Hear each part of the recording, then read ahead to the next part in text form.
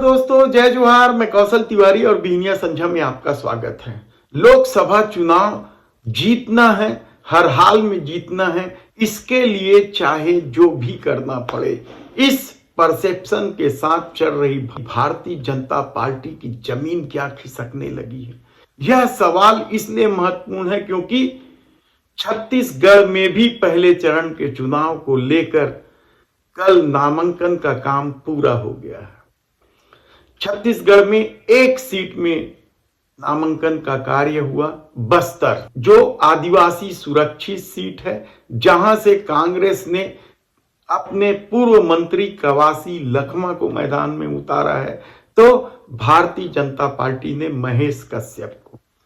क्या कुछ होगा छत्तीसगढ़ में लोकसभा चुनाव को लेकर राजनीति किस कदर गर्म है, यह हम बताएं। उससे पहले बता देते हैं कि देश के प्रधानमंत्री हर हाल में चुनाव जीतना चाहते हैं, इसलिए नहीं कि वे देश का भला करने वाले हैं या फिर हिंदुत्व की रक्षा करने वाले हैं, बल्कि इसलिए क्योंकि जो घपले घोटाले की फेहरिस्त सामने आई है, जिस तरह की करतूत सामने आई है, उसके बाद क्या देश के प्रधानमंत्री नरेंद्र मोदी का सत्ता से हटते ही जेल जाना तय हो गया है।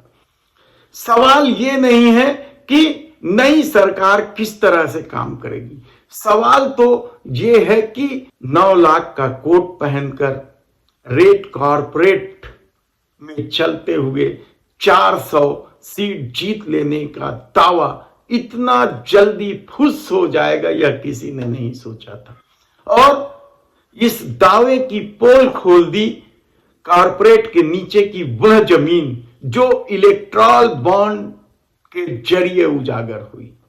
इलेक्ट्रॉल बॉन्ड में क्या कुछ खेल नहीं हुआ, हम विस्तार से आपको सब चीजें बता चुके हैं कि किस तरीके से जहर बेचने वाली कंपनियों से भी उनकी जांच रोक देने के लिए पैसे वसूल किए गए। दवा कंपनी की बात कर रहे हैं, नकली मानक स्तर से घटिया दवा कंपनियों से भी पैसे लिए गए।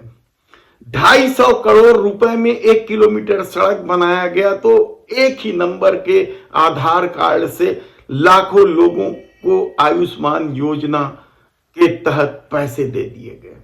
सवाल इस भ्रष्टाचार का नहीं है और न ही सवाल मोदी सत्ता की उस करतूत का है जो उनके खिलाफ आवाज उठाने वाले विरोधियों की जेल की सलाखों में भेज देते।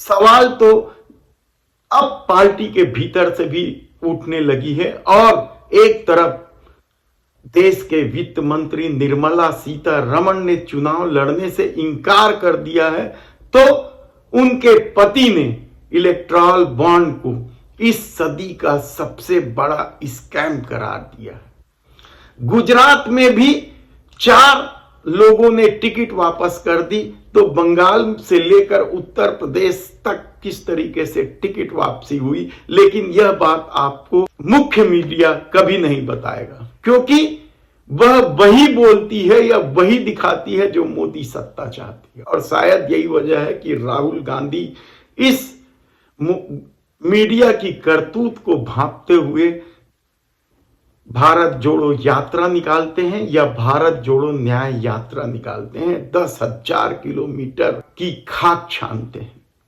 लेकिन जमीनी हकीकत तो यह है कि अब 400 सीट की बात तो दूर, 200 सीट जीतना भाजपा के लिए मुश्किल होता जा रहा है। इसलिए नया परसेप्शन गढ़ा जा रहा है। इस दौर में किस तरीके से देश के प्रधानमंत्री नरेंद्र मोदी कहते घूम रहे हैं कि ये मोदी की गारंटी है, लेकिन उसकी भी हवा सब तरफ निकलने लगी है। दूर क्यों, छत्तीसगढ़ की बात कर लें। विधानसभा चुनाव के दौरान मोदी ने गारंटी दी थी कि महतारी वंदन योजना के तहत प्रत्येक महिलाओं को 1-1 हजार रुपए महीना दिया जाएगा, लेकिन क्या प्रत्येक महिलाओं को 1-1 हजार रुपए मिला? नहीं मिला। खुद जो अभी उप मुख्यमंत्री बन गए हैं विजय शर्मा, अपने चुनाव प्रचार के दौरान किस तरीके से कह रहे थे कि कलेक्टर की बीवी हो चाहे उनकी खुद की बीवी हो, सबको 1-1 हजार रुपए मिलेगा। जेकर बिहार हो गए हैं हर महीना 1,000 रुपया दे जाए, यानी कि अगर ઘરમાં સાસ એવું દૂધન બહુ હોगा ऐसे रखे छे तो 3,000 रुपया मिली और कोई छोटे बड़े नहीं सबके कलेक्टर के पत्नी तक कुछ नहीं मिली हमरो को मोरो पत्नी मिली और गाँव के कहो तो पत्नी लोग के मिली सबके पत्नी ना 1,000 रुपया महीने मिली लेकिन मिला नहीं मिला। और एक तरफ जब महंगाई की मार से महिलाएं ही सबसे ज्यादा प्रभावित है, 450 रुपए का सिलेंडर 1,000 रुपए 900 रुपए में मिल रहा है। कई सालों तक 1,000 रुपए में खरीदने के बाद 100 रुपए कम करके झुंझुना थमाने की कोशिश भी अब महिलाएं समझ गई। महिलाएं इसलिए समझ गई हैं क्योंकि प्रत्येक महिलाओं से फॉर्म तक भराई थी बीजेपी ने चुनाव से पहले महतारी वंदन योजना का, लेकिन फॉर्म भरने वाली कई महिलाओं को महतारी वंदन योजना का लाभ नहीं मिला और जिन्हें मिला उन्हें भी कितनी मुश्किल से उनके खाते में पैसे आए वह भी किसी से छिपा नहीं है।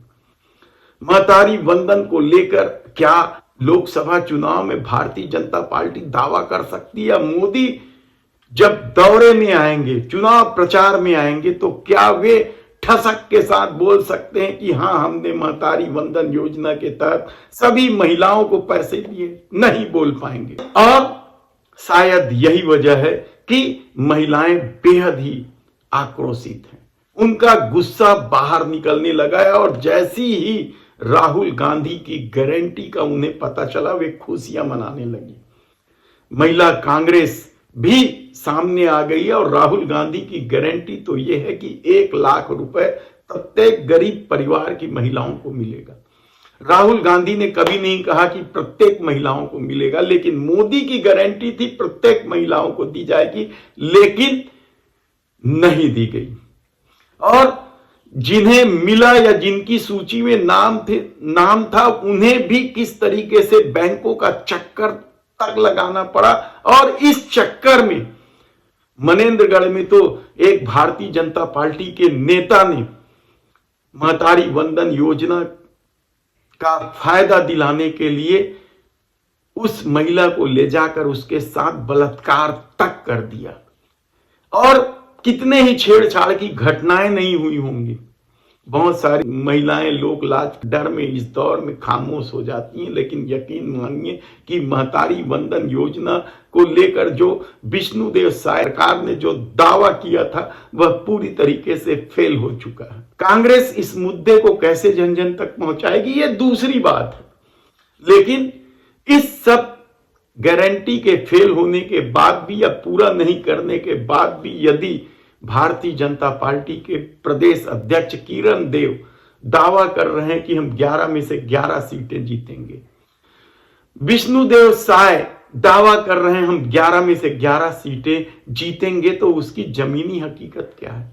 क्या महिला उत्पीड़न करने वाले भोजराज नाग को टिकट देकर कोई यह दावा किस ठसक के साथ कर सकता है? भ्रष्टाचारियों को उल्टा लटकाकर सीधा कर देने की बात भी तो केंद्रीय मंत्री अमित शाह ने छत्तीसगढ़ में ही की थी, लेकिन भ्रष्टाचार के कितने लोगों को जेल में डाला है विष्णुदेव साय सरकार, क्या आप बता पाएंगे?